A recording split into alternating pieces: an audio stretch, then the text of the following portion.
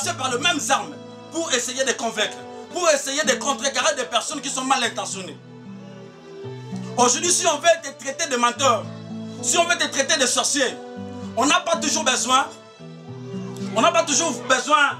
n'est-ce pas, de venir dans ton quartier, non. Il suffit de passer par les réseaux sociaux, même si l'information est fausse, il suffit seulement de passer par les réseaux sociaux, ils peuvent atteindre ou on peut atteindre plusieurs personnes. C'est comme cela que beaucoup de vies aujourd'hui sont détruites à cause de ça. C'est comme cela que la foi de plusieurs est tombée. Beaucoup de personnes sont rétrogradées, d'autres sont aujourd'hui dans la faiblesse, dans la froideur, à cause de l'influence des réseaux sociaux. Il y a des ceux-là qui passent, qui racontent les histoires, qui fabriquent les histoires, qui deviennent les juges, qui deviennent les avocats. Ils ont même des sentences qui décident sur la vie, sur le destin, sur l'avenir des gens. Les réseaux sociaux. Et l'Église doit ouvrir les yeux. L'Église doit avoir un œil regardant sur les réseaux sociaux. Avant, dans les domaines par exemple comme le foot, vous voyez dans quelle nation n'aime pas le foot? C'est parce que partout dans le monde aujourd'hui. Alors l'Église ne peut pas dire non, le foot là c'est pour les satanistes abandonnés. Non, le cœur de plusieurs y est. Aujourd'hui, si Barcelone joue par exemple avec Real de Madrid, vous verrez même des chrétiens soutenir les équipes. Ils sont même prêts à parier de leur argent. Et lorsque l'une des équipes perd, vous verrez que les supporters de cette équipe-là, même s'ils sont chrétiens, ils ont même du mal à venir à l'église. Ils ont mal au cœur. Comme s'il y avait quelque chose de grave qui leur était arrivé. Alors qu'ils ne gagnent pas de l'argent que les joueurs gagnent. Sur des vies. Et c'est comme ça que ça se passe ainsi. Et si l'église ferme le bras, l'église dit non, cette histoire-là c'est pour les païens. Frères et sœurs, vous serez étonnés. Parce que quelqu'un comme Cristiano, il peut se lever aujourd'hui, porter juste un polo et voir des milliers de personnes porter le même polo. Si aujourd'hui Cristiano sort à la télé et qu'il prend sur son polo, on écrit Lucifer est présent. Beaucoup de jeunes porteront des habits comme ça. Simplement parce que Cristiano a pu porter cet habit-là. Et vous voyez, des domaines comme ça où il y a une grande influence, l'église est absente. Frères et sœurs, nous devons nous lever. Et nous allons entrer en jeu. Nous devons nous lever pour combattre ces choses-là. Nous devons avoir nos représentants aussi là-bas. Dans le football, nous devons avoir de meilleurs joueurs qui soient chrétiens. Des joueurs comme des Kaka et d'autres Brésiliens. Nous devons évoluer comme ça. Placer nos agents aussi là-bas. Des personnes qui vont gagner les matchs. Pas en passant par des sorciers. Pas en état de la franc-maçonnerie. Mais des personnes chrétiennes craignant le Seigneur. Et ayant le Saint-Esprit en eux. Qui avant le match passeront pendant des nuits de prière. Où ils passeront dans les maisons, dans les bureaux de pasteurs. Recevant de la prière. Recevant de l'huile d'onction. Et sur le terrain, ils font des exploits. L'église au 21e siècle, nous ne devons pas continuer à réfléchir comme avant. Quelqu'un a dit une chose importante que je n'ai jamais oubliée. Il a dit qu'à chaque attaque, il faut qu'il y ait une contre-attaque. Il a dit qu'il faut quelquefois attaquer avec le même arme auquel on utilise pour vous attaquer. C'est comme ça que l'apôtre Paul, pour vaincre les païens, il avait dit quelque chose d'important. Il dit qu'avec les païens, je me suis quelquefois comporté comme un païen, envie de les attirer. Ensuite, dans le milieu des païens, nous ne sommes pas là, nous ne saurons pas les attirer.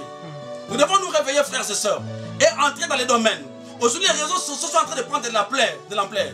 Dites-moi aujourd'hui, avec tout ce qui se passe ici, avec cette pandémie, avec la fermeture des églises comme temple, aujourd'hui, s'il n'y avait pas les réseaux sociaux, comment est-ce qu'on allait procéder pour atteindre les gens?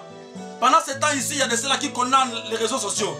Les réseaux sociaux peuvent être créés par les Illuminati, les réseaux sociaux peuvent être créés par des personnes mal intentionnées, mais nous, enfants de Dieu, grâce à l'intelligence renouvelée que nous avons reçue par l'onction du Seigneur que nous avons reçue par l'Esprit de Dieu, nous pouvons contrecarrer leurs idées. Nous pouvons passer par le même schéma auquel ils sont passés, mais pour annoncer l'évangile. Si ils passent pour détruire les gens, nous allons passer pour construire les gens. S'il faut passer, n'est-ce pas, pour faire de bêtises, nous allons passer pour faire de valeur. Nous allons passer pour relever des choses importantes. Aujourd'hui, le monde a plus de 8 milliards d'habitants, autour de 8 milliards d'habitants.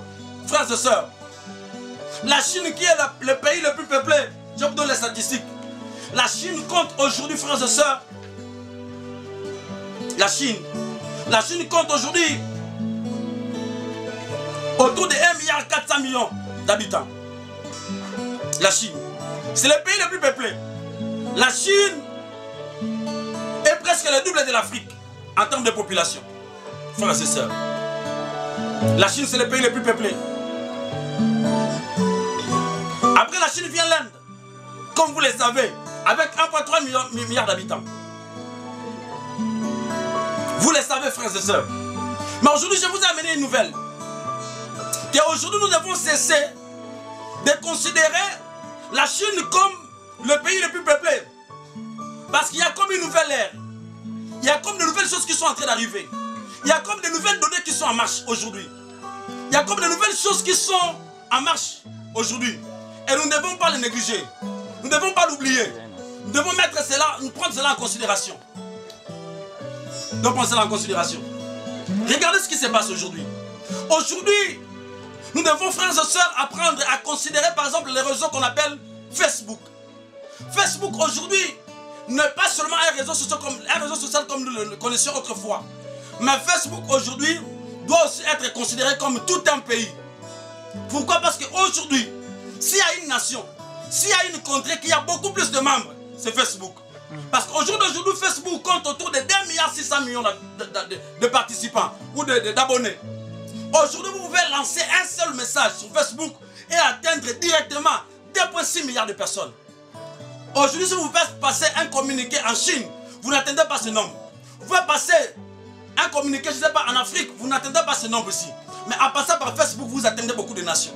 Et aujourd'hui, s'il faut classer le pays selon l'ordre de la population, s'il faut classer le peuple, le pays le plus peuplé aujourd'hui, nous n'allons pas commencer par la Chine. Nous allons aujourd'hui commencer par Facebook. Parce que Facebook aujourd'hui doit être considéré comme un pays virtuel. C'est comme un pays. Il y a la loi dans Facebook. Il y a des règles qui sont dans Facebook. Il y a des choses qui se disent dans Facebook. Il y a même des juges dans Facebook qui sont en train de condamner les gens. On donne une nouvelle et même ils commencent à juger. C'est vrai, c'est faux, c'est vrai, c'est faux.